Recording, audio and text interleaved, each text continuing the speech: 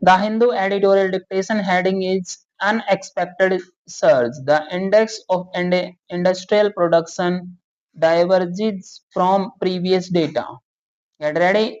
Start.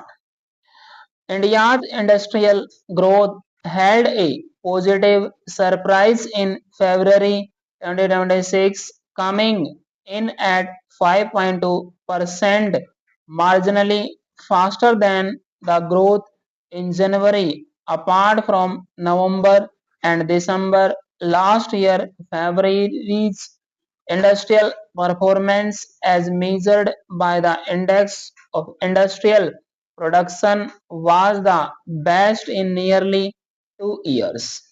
Why this was a surprise was because this performance diverges quite sharply from what was indicated by the index of 8 core industries released earlier this month.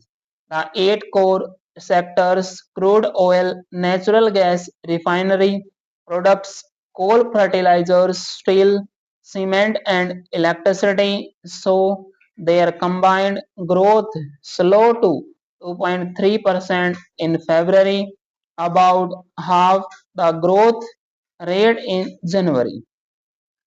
These core sectors have a weightage of about 40% in the IIP, and so the expectation was that they would drag the IIP down too. Yet something else happened. This would imply that sectors outside the core ones did well.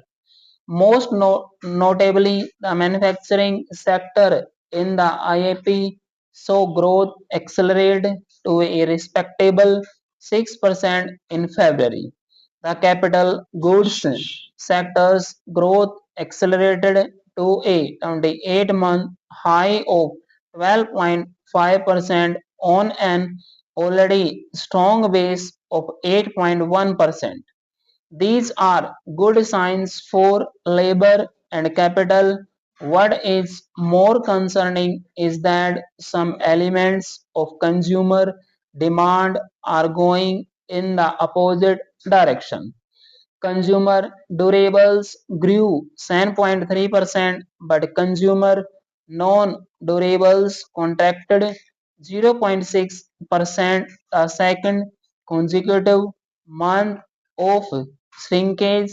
It had contracted in February last year as well, so this was not a statistical anomaly.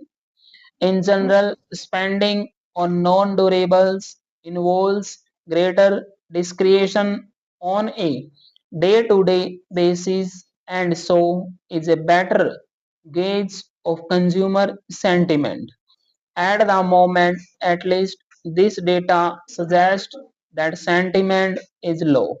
This also correlates with the new series of national accounts data showing that household expenditure has had a shrinking contribution to GDP.